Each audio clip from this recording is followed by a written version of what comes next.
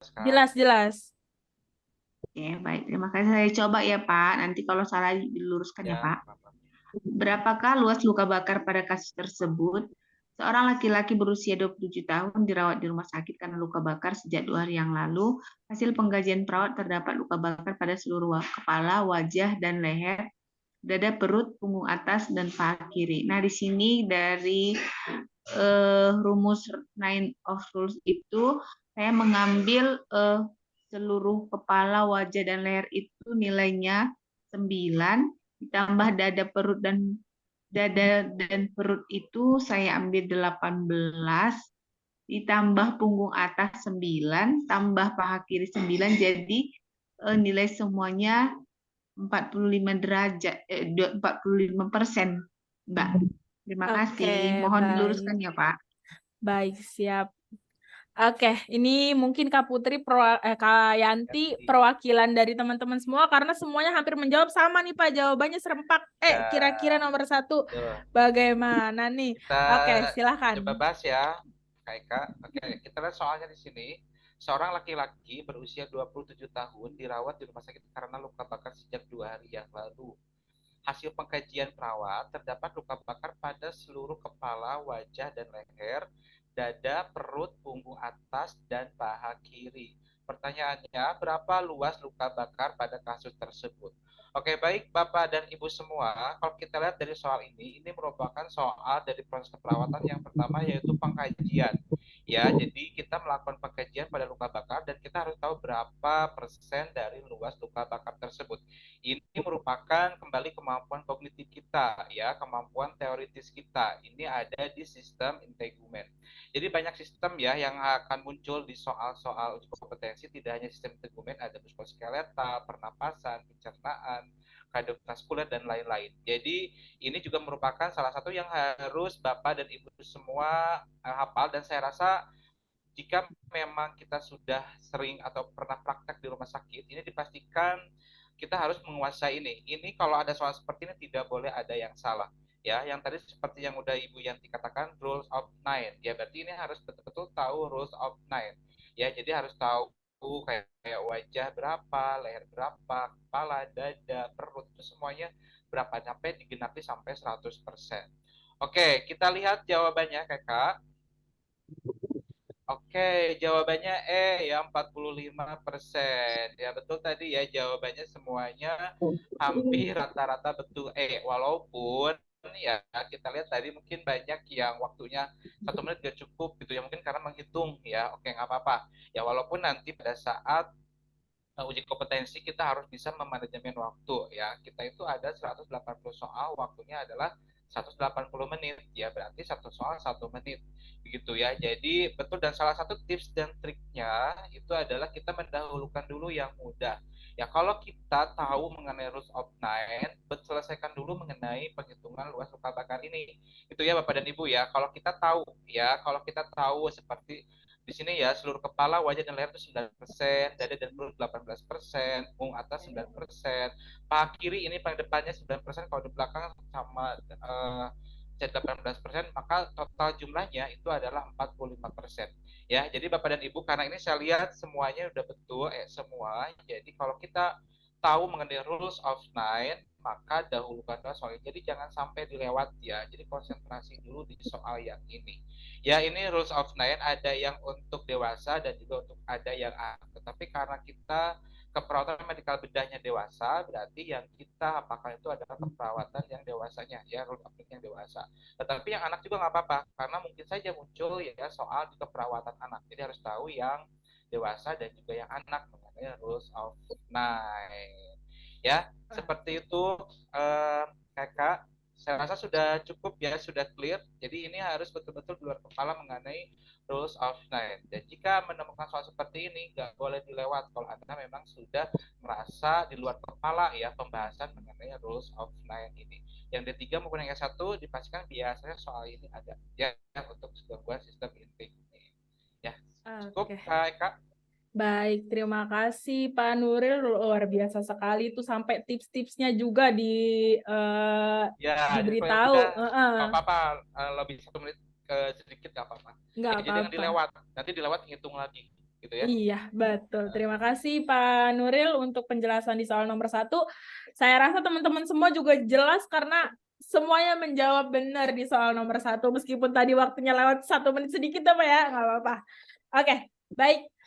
Kita lanjut ke soal nomor 2 ya, teman-teman. Kita lanjut ke soal nomor 2, waktunya masih sama 1 menit, dimulai dari sekarang. Silahkan.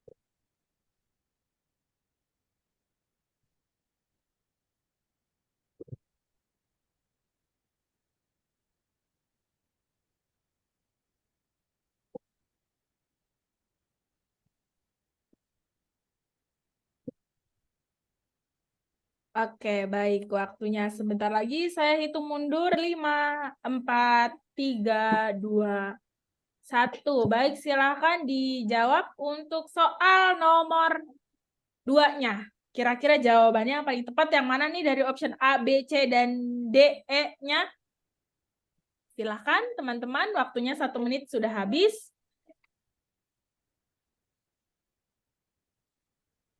Ayo. Silakan dari Pak April, Kak Angelina, Kak Hairunisa, Kak Nasti, silakan. Kak Aza, Kak Clara. Silakan dijawab untuk soal nomor 1-nya nih. Soal nomor 2, sorry. Bagaimana? Dari 19 partisipan dikurang 2. Apa ada yang sudah siap dengan jawabannya? Silakan. Ayo teman-teman. Kolom komentarnya Mbak belum terbuka Mbak. Oh iya, sorry. Oke, baik, silakan. Silakan teman-teman.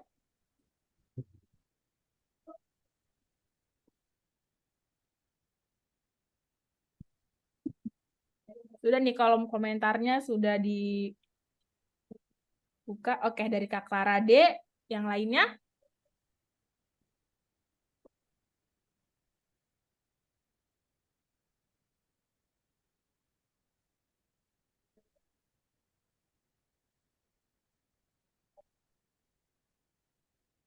Oke, dari Kak Haryanto juga menjawab D. Kira-kira ada yang memberikan alasan atau ada jawaban lain selain D-nya?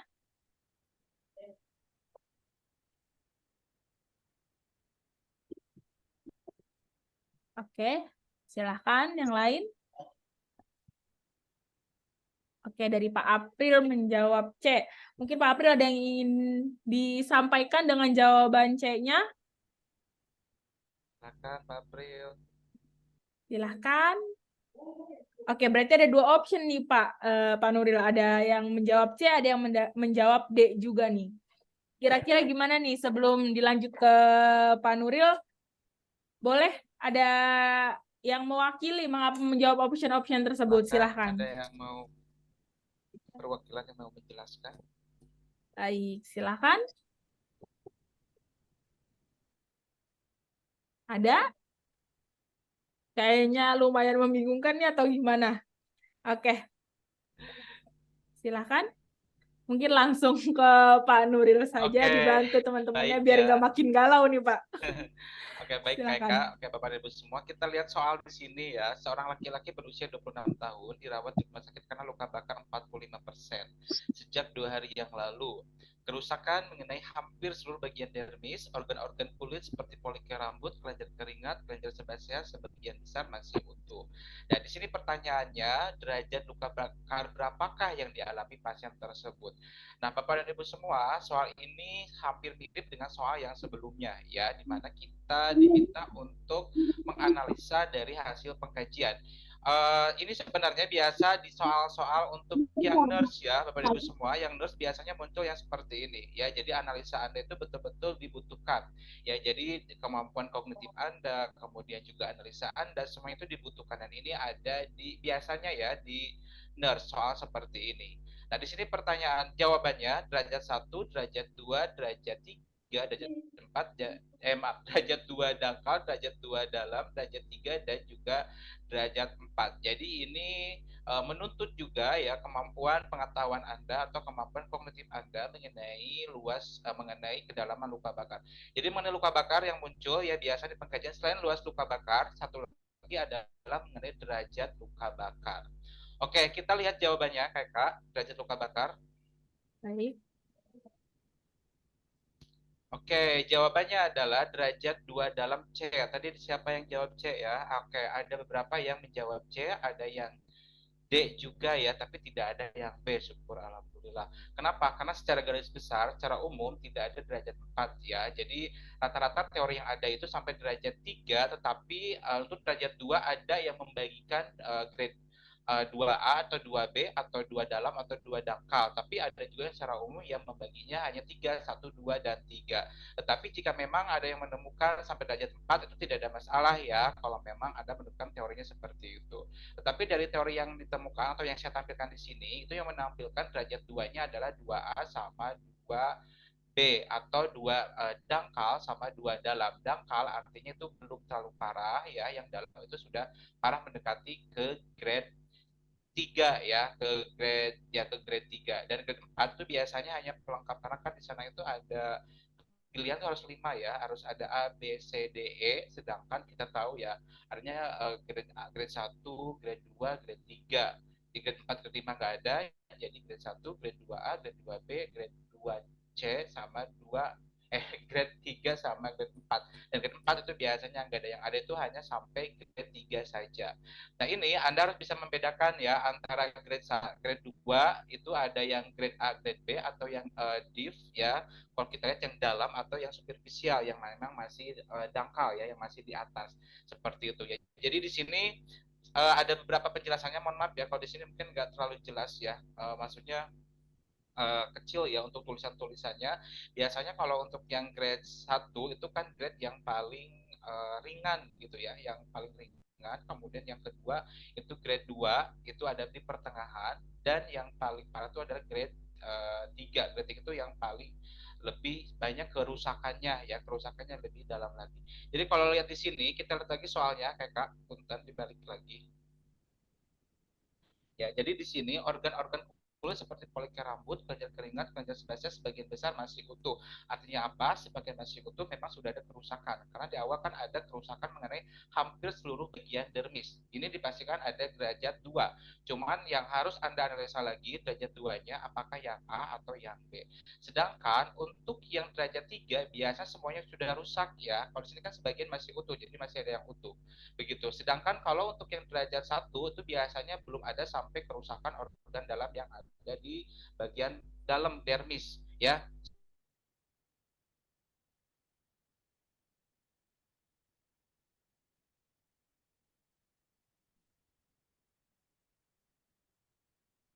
Derajat 1. Kalau sudah semuanya rusak itu biasa derajat 3. Tetapi ini masih ada yang utuh dan juga sudah ada yang rusak, itu biasanya ada di derajat 2. Kalau dianalisanya adalah derajat 2A atau dangkal atau derajat 2 dalam ya, atau derajat 2B ya, seperti itu. Jawaban yang soal ini itu adalah derajat 2 dalam C ya. Selamat ya, tadi ini ada yang betul. Siapa nih? Siti Masyarah, Novia, siapa Iya. lagi? Ya, Pak April Pak April juga juga, ya, iya seperti betul. itu ya. Jadi Oke. itu ya, mohon diperhatikan untuk gangguan sistem integumen. Untuk yang teoritisnya selain luas luka bakar, satu lagi adalah mengenai derajat luka bakar atau tingkat kedalaman kerusakan dari luas luka bakar dari luka bakar tersebut ya. Oke. Cukup saya rasa kayak Kak. Kalau memang ada Baik. yang mau bertanya atau itu langsung ya, biasanya interaktif ya kayak Kak. Oke, baik. Terima kasih Pak Nuril. Oke, baik, dari teman-teman semua, kira-kira bagaimana nih, ada yang ingin didiskusikan, ada yang ingin ditanyakan? Silakan untuk soal nomor 2-nya. Kalau dilihat dari kolom chat, ini belum semua yang menjawab tepat, tapi nggak apa-apa, karena ada diadakannya bimbel untuk tempatnya salah ya, Pak Nuril. Ya, Jadi kalau ini nggak bisa dikira-kira ya. Jadi betul-betul betul. kemampuan kognitif Anda itu dituntut ya. Jadi nggak Iya. bisa pakai logika. Ya, tapi logika juga sih. Yang penting atas derajat luka bakar itu ada derajat 1, 2, dan 3. Dan untuk Iya. derajat 2 ada yang A, ada yang B, atau ada yang dalam, ada yang dangkal. Itu berarti dia pertengahan ya. Yang masih ringan di derajat 1, yang paling parah udah kerusakannya udah menyeluruh itu di derajat 3. Tapi kalau ada yang sebagian masih utuh, yang masih rusak itu biasanya ada di derajat 2. Ya, yang hanya saja harus Anda bedakan tuh antara derajat 2A sama 2B atau 2 dalam sama 2 dangkal. Itu aja Kak. Oke, baik. Ya. Terima kasih Ya, Pak Nuril. Oke. Lanjut katanya, lanjut Mbak, jelas. Baik, kita lanjut berarti ya, izin lanjut ya Pak ke soal nomor 3. Waktunya masih sama. 1 menit dimulai dari sekarang. Silahkan.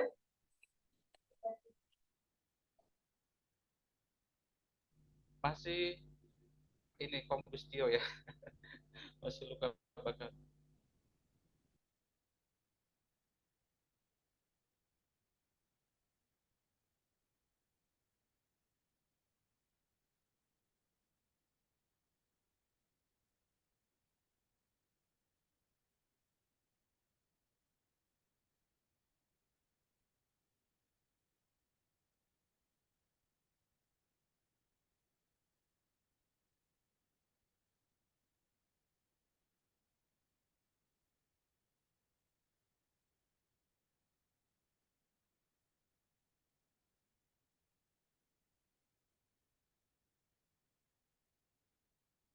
Oke, 3, 2, 1. Baik, silahkan. Silakan untuk teman-teman semua, kakak-kakak semua, ibu bapak, boleh langsung dijawab di kolom chat. Kira-kira soal nomor 3 jawabannya paling tepat yang mana nih? Oke. Dari Kak Novia menjawab D, Kak Yanti juga menjawab D. Mungkin ada yang ingin memberikan alasan dari Kak Novia dan Kak Yanti sembari menunggu teman-teman semua menjawab. Izin Mbak, Boleh, silahkan. coba menjawab ya Mbak, nanti kalau salah Siap. dibenerin. Siap. Berapakah kebutuhan cairan maintenance dalam waktu 24 jam pertama untuk pasien tersebut? Seorang laki-laki berusia 40 tahun dirawat di ruang luka bakar. Hasil pemeriksaan luas luka bakarnya adalah 36%, tekanan darah 120/80 mg raksa, nadi 90 kali per menit, RR 22 kali per menit, suhu 39,2 derajat Celcius, berat badan 50 kg, dan tinggi badan 155 cm. Nah, di sini dari rumus Baxter itu untuk penghitungan cairan 24 jam pertama, 4 ml kali 50 kali berat badan dan jumlah luas luka bakar. Jadi 4 kali 50 kali 36% sama dengan 7.200. Jadi jawabannya D. cc. Oke, baik. Terima kasih Kak Yanti. Jawabannya berarti D, dan semuanya juga di kolom chat menjawab D semua nih Pak. Mungkin ada beberapa yang belum, boleh kita. Iya. Baik, langsung saja Pak ditanggapi. Oke, baik. Terima kasih ya Kak. Terima kasih Bu Yanti yang sudah jawab. Oke, kita lihat soal ini. Seorang laki-laki berusia 40 tahun dirawat di ruang luka bakar. Hasil pemeriksaan luas luka bakarnya adalah 36%. Tekanan darahnya 120/80 mm Hg. Nadinya 90 kali per menit. Respirasi rate 22 kali per menit. Suhu 39,2 derajat Celcius. Berat badannya 50 kg dan tinggi badannya 155 cm. Nah, di sini pertanyaannya, berapakah kebutuhan cairan maintenance dalam waktu 24 jam pertama untuk pasien tersebut? Oke, Bapak dan Ibu, soal ini sebenarnya kalau kita lihat, ini biasanya pertama kali dibawa ke rumah sakit. Dan ini memang kejadian di IGD. Soal ini tidak hanya KMP saja, tetapi juga bisa saja muncul di soal kegawat daruratan, ya, kegawat darurat karena apa, di sini memang ada kebutuhan cairan atau maintenance, ya, atau sirkulasi cairan yang harus diperhatikan. Oke, tadi Bu Yanti membahas mengenai rumus Baxter. Betul ya, Bapak Ibu, untuk kebutuhan cairan kebutuhan cairan pasien luka bakar itu adalah kita umumnya menggunakan rumus Baxter. Jadi untuk rumus Baxter juga harus sudah di luar kepala. Ya, jadi Anda harus tahu. Dan nanti kepada satu kom, saya rasa biasanya disiapkan ya untuk beberapa catatan. Jadi tapi mencatat biasa menyediakan ya lembaran, tapi lembaran tersebut biasa dikumpulkan kembali ya, lembaran kosong tersebut tidak bisa dibawa pulang ya. Nanti kalau untuk hitungan-hitungan nanti biasanya juga disiapkan kertas, jadi jangan khawatir pada saat uji kompetensi nanti. Oke ya, jadi tadi jawabannya D ya. Oh ya, satu lagi Bapak Ibu sebelum ke jawaban ya. Tadi sebenarnya untuk soal ini coba kakak sebentar mundur lagi. Nah, betul ya 7.200 jawabannya. Nah, ini dilihat ya di sini biasanya langsung hasil pemeriksaan luas luka bakarnya adalah 36%. Ya, biasanya beberapa soal itu biasanya ditambahkan lagi. Jadi luka bakarnya bagian kepala, bagian dada, bagian perut, bagian paha, bagian genital, biasa dijelaskan. Itu biasa Anda berarti dua kali kerja. Ya, jadi Anda harus menghitung dulu luka bakarnya, kemudian juga menghitung kebutuhan cairannya. Tetapi untuk uji kompetensi itu tidak disarankan ya, tidak disarankan yang membuat soal itu double soal. Begitu ya. Jadi makanya harus langsung saja kebutuhannya tulis saja luas luka bakarnya berapa. Makanya di sini tulisnya adalah 36%. Tapi kadang-kadang ya beberapa kalau kita mau buat soal esai mungkin boleh seperti itu ya. Jadi kalau dosen misalkan bukan uji kompetensi ya atau UTS atau UAS menggunakan soal kasus kemudian juga esai itu biasanya tidak langsung persentasenya, biasanya luka bakarnya bagian wajah, bagian leher, bagian dada, bagian perut, tangan dan lain-lain. Berapa kebutuhan cairannya? Berarti itu ada dua kerjaan ya. Jadi Anda harus mencari luas luka bakarnya, kemudian mencari kepada kebutuhan cairannya. Kalau luas luka bakarnya salah, otomatis kebutuhan cairan juga akan salah juga, gitu ya. Karena memang rumus Baxter tergantung kepada luas luka bakar. Nah, untuk soal uji kompetensi itu tidak disarankan untuk yang bersoal double berpikir untuk mahasiswa. Jadi memudahkan saja. Jadi kalau kita pertanyaan ke cairan, ya udah fokus ke cairan, tidak boleh sampai kepada soal-soal yang lain. Itu ya Bapak Ibu ya, itu yang harus diketahui bahwa kita juga membuat soal itu tidak asal menyulitkan, karena kita tujuannya bukan untuk menyulitkan dari peserta uji kompetensi. Oke, kita lihat rumus Baxter, jawabannya Kak Eka. Nah, ini ya menggunakan rumus Baxter. Betul ya, rumus Baxter biasanya menggunakan 4 kali berat badan kali luas luka bakar. Walaupun tadi ada tinggi badan, tetapi itu tidak masuk ke dalam hitungan rumus luka Baxter. Rumus Baxter. Jadi yang kita pakai 4 kali berat badan kali luas luka bakar. Itu saja. Ya, jadi 4 kali 50 kali 36. Dan soalnya pun juga biasanya dipermudah ya. 4 kali 50, 200, 236 berapa? Berarti 7.200 cc. Dan satu lagi, Bapak Ibu semua, biasanya soal ini kalau di esai mungkin bisa mengerucut ya, 8 jam pertama itu berapa persen, kemudian sisanya dalam 24 jam itu berapa persen. Kalau kita mau bahas lebih dalam lagi, lebih jauh lagi, itu jadi 7.200 cc ini biasanya setengahnya diberikan dalam 8 jam. Ya, jadi 16 jam berikutnya setengahnya lagi. Betul gitu ya, Bu Yanti ya, kalau salah. Jadi untuk Bapak dan Ibu semua di sini saya rasa kan ada yang di lapangan ya yang sudah terbiasa menangani masalah-masalah luka bakar ini. Itu saya sendiri secara pribadi mungkin bukan orang lapangan ya. Jadi hanya bagian di akademik gitu ya. Jadi mudah-mudahan tidak ada kesimpangan ya antara teori yang Anda dapatkan dengan pelaksanaan ketika Anda di lapangan. Ya, seperti itu ya. Jadi dalam 24 jam harus diberikan 7.200 cc. Ya, berarti ada berapa kolom nih? Ya, kurang lebih ada 14 kop ya dalam 24 jam. Jadi bisa kita bayangkan dengan 36%, 14 infus itu harus masuk. Itu ya, seperti itu. Saya rasa udah cukup ya untuk rumus Baxter, semuanya harus sudah hafal. Ya, jadi selain luas luka bakar, derajat luka bakar sama rumus Baxter. Ya sama cara pemberiannya ya, biasanya 8 jam pertama sama 16 jam terakhir. Atau nantilah itu di IGD biasanya akan lebih spesifik lagi ya mengenai bagaimana caranya pemberian cairan ya untuk redehidrasi pasien kasus dengan luka bakar. Saya rasa cukup ya Kak.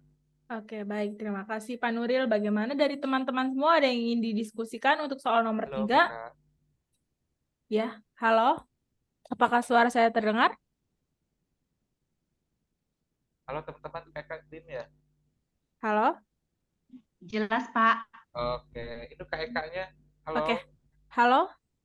Suara Mungkin saya terdengar? jaringan, Pak. Memang dari tadi agak susah, Pak. Ada nih.